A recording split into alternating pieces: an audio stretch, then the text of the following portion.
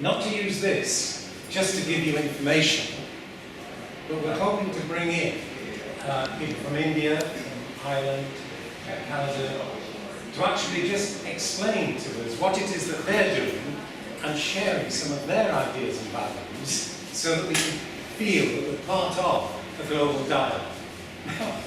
Whether we're hoping the technology will work, but we'll just try and just see. Positive. Positive thinking. Another car in a fire lane. A yellow Volkswagen Jetta from Vermont. Volkswagen Bug from Vermont. No yellow bugs. Okay. Yes. You're good success. All right. Hey. Okay? Yes. Hi. Very. Can they see it? Well, they could do, but do I risk the connections by turning it round? Okay, I'll try. Hang on. You're an action researcher, you have to be brave. I think Chris is a little circle in the top. Can you see? Yeah. Just move it down. Okay. Oh, yeah. Good. I know that ladies are being clumsy. Oh, really? No. Are you okay to go? Marie? Yeah, it's up to you now. You're in control. Well, it was just each one of you. I don't know if you've got an order, or should I just bring in? Well, you can go whatever order, but you're going to have to shout up, John. Okay. Yes. Crystal first, is that okay? Okay, Candy Crystal. That's at the top left. Okay. Do you mind if I start and then Crystal goes after me? Okay.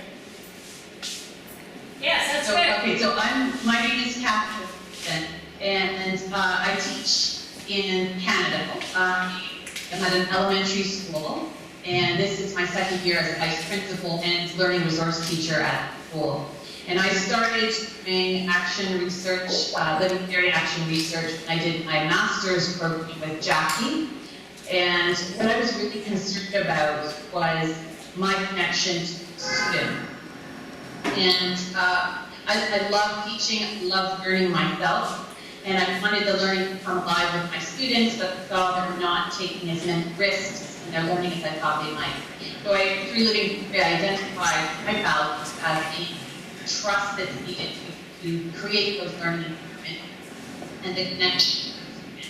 And through studying this and researching out loud with students, I started to realize that it was going to make a connection with my students. That actually researching with them out loud would be the connection. And my students themselves became action researchers. Some of them identified the problem with themselves, like, I feel I'm a bad person when I get negative feedback from a teacher. And in taking control of how she wanted to get feedback from the teacher, she then broke through that barrier and was much better about it. So we did a lot of work like that, but when we finished the master's course, many of us in the group wanted to keep going within a community learners. So one of the other students and I, Liv Campbell, founded an action research network within the board, and Crystal's going to talk about that going after 5 years. We've had 50 to 30 participants every year for the last 5 years. And I'm going to, well, just before I pass it on to Crystal, I've kept going as an administrator, trying to research my own practice out, how to encourage other teachers to do the same. So I'm Crystal. The first year I was a participant in the Action Research Network here in Bluewater. And my question was about using open questions in my math classroom. But ultimately, learning became a lot deeper. And I discovered that I really valued student voice and student ideas in my instruction. So that's where research took me as a much deeper, much more surprising than I anticipated as a meaningful experience with action research. So I learned so much about myself as a person and as an educator, decided that this voice was the that I need to create in my classroom and practice. one of the students I was working with was from a small group of at-risk girls for mental health and wellness, and one girl said to me during this time, Dawn, this should be a class, this should be, so we should talk about this every day. So I took that idea over to people, and my school now has a mental health and wellness class, which is the first of its kind in our board.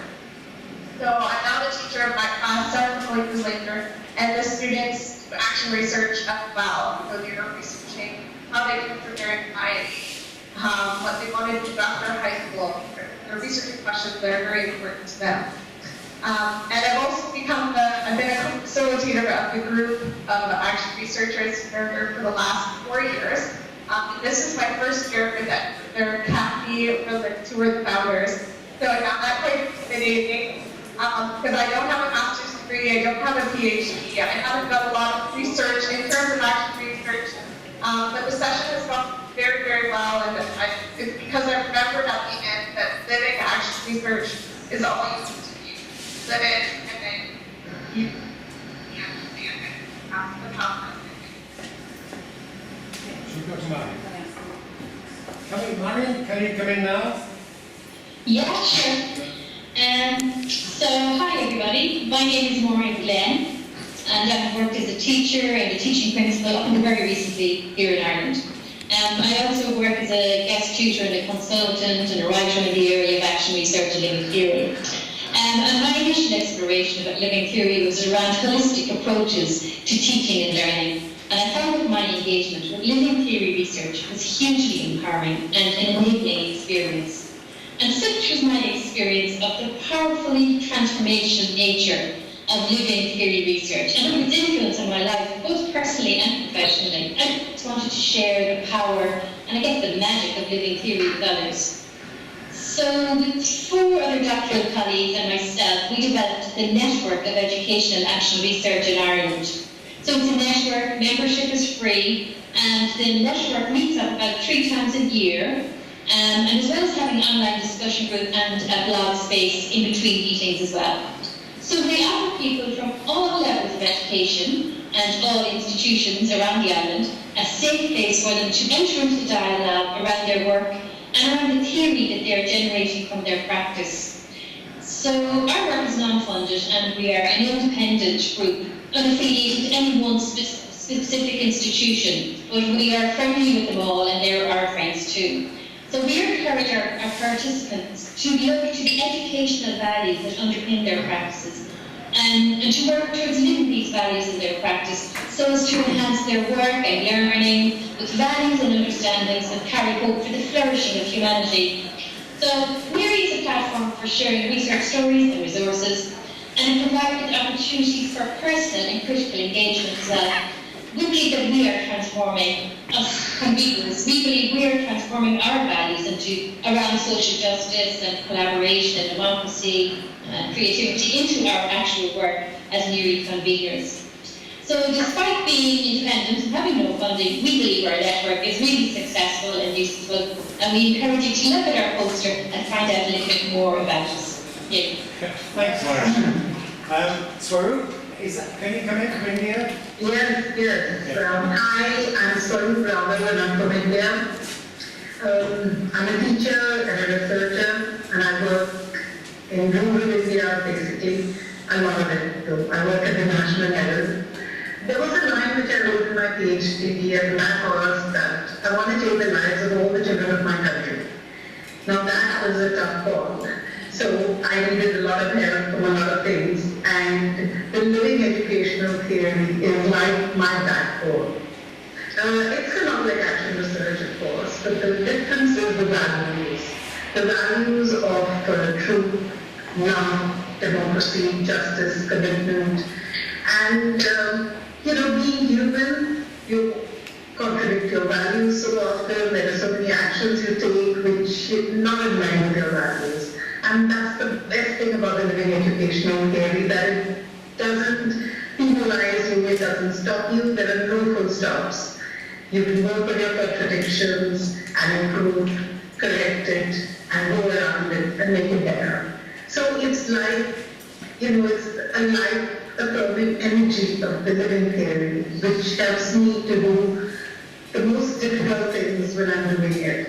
Like when I'm working at the national level of the Central Advisory Board of Education, and there are so many times you really have to think, hey, is this what I really believe in? And, should I keep quiet? And then you think, no, the living educational theory taught you not to keep quiet. And when you see the contradictions, you can just stand up and, make your voice be heard. So it is empowering, it helps me to stick to my values, and it just helps my work to become stronger and stronger and stronger. Yeah. Thanks, Saru. Bruce, can we bring you in from South Africa? Thank you, Jack. Good afternoon, this is my name is Bruce Garment. I work in the Center for the Community School that's in the Faculty of Education at the Nelson Mandela University in South Africa. Now, our main job, our main focus is around creating schools as beacons of hope in poor working class communities. So the bias is in schools that are in impoverished areas. So we focus on developing alternative approaches to school improvement that are relevant to the contextual realities of these different type of communities in which we engage with. So what we encourage is that we encourage communities to reimagine what schooling can look like to meet their specific challenges. And I think as Sarika said from India, that there's this very strong social justice agenda to the work that we are doing. And so the Living Theory actually then, working with these multiple communities, provides a space where not only to value the power of community as well, but also allows individuals working in these various communities of practice to reflect on their own thinking, their own forces of action that they can individually take as various stakeholders.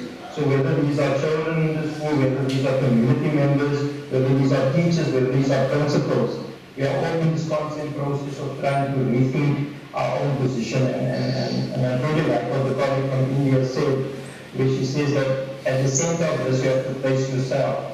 And I think this is where the power of the Living Theory actually comes in, is that you have to constantly be this reflexive practitioner in trying to understand an environment that is so fluid and constantly changing. And so the theory allows that framework for this type of fluidity to occur in our thinking as we try to make sense of providing quality education for all our kids, and especially kids in poor working class communities. Okay, thanks very much, Bruce. Marie, your full face on the bottom left. Have you got anything you'd like to add? I wasn't intending to. But I think that what these guys have said is really what did it for me, and actually finding the power of challenging Living Theory is to hold myself to account, to live the values, and actually understanding where I'm actually contradicting those. So I can both say that my practice is meeting the sort of standards that are laid down in various institutions, but also whether the outcomes are related to what it is that I believe is important, like you say about justice, about recognising people, about egalitarian and inclusive society. And that for me is what completely revolutionised my thinking and really changed my work. Those values that help me to explain why I'm doing what I'm doing, and also to help hold myself to account as I'm accounting to others. That's what it did for me. Yeah. Okay, thanks, Rick. Are we okay with that? Just different parts of the world, different contributions, but many thanks indeed for coming on. That's really good. You know, with Canada as well as the UK and South Africa. So I'll cut off the Skype now, unless Jackie. Bye guys, thank you. Thank you. That's great.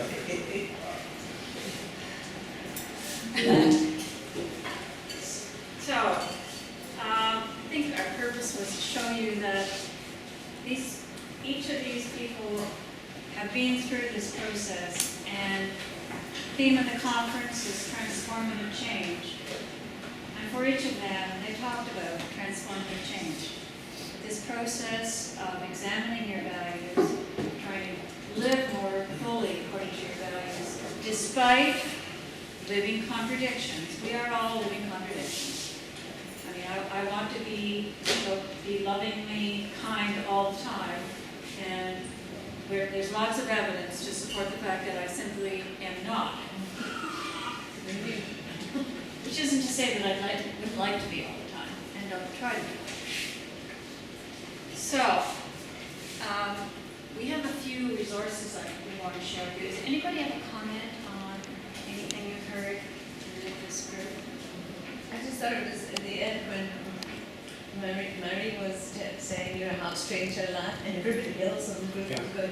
So that's the power of visual. You know, you can see that everybody agreed with that. So that's evidence that it really works. Just so you understand the connection, we all meet on Sunday mornings. It's 8 o'clock in Canada. It's 1 o'clock in the UK. It's midnight in New Zealand. We didn't have New Zealand on today, but I think it's midnight or 1 o'clock. And then it's 3 o'clock for Swaroop in India. But we have these conversations all the time. And that question about burnout, you know, that's a community. And Judy is here. She's one of the ones that's in the community. Judy, maybe you'd like to make a comment about that. Well, I'm a fairly new member to this community. I ran into Jackie and Jack at Barna in Toronto a couple of years ago, and I was invited into this community. And it certainly has been a wonderful gift to me and the teachers with whom I work, because we have this sharing of values and experience for 30 minutes on a Sunday morning, and the learning, the giving, the love that is shared within this group is just, it's a wonderful gift, but it also empowers me as a facilitator working with teachers doing action research. The connections are connections that would have been impossible without the technology that we have today. And I'm not a big fan of what's going on in the world in terms of technology until I have an experience like this. I understand the power of it for sharing ideas and experiences and just the learning, flat out learning that we do every Sunday in a very brief time. And there's something about the visual. I mean, Jack and I haven't seen each other since Arna in 2015 in Toronto. But in the meantime, we've written a book chapter. We've had lots of meetings online, we've written articles, you know, we've helped each other in what we're doing. But that, you know, that visual is such an important piece. We feel like a community, a culture in we're in. We help each other, we care about each other.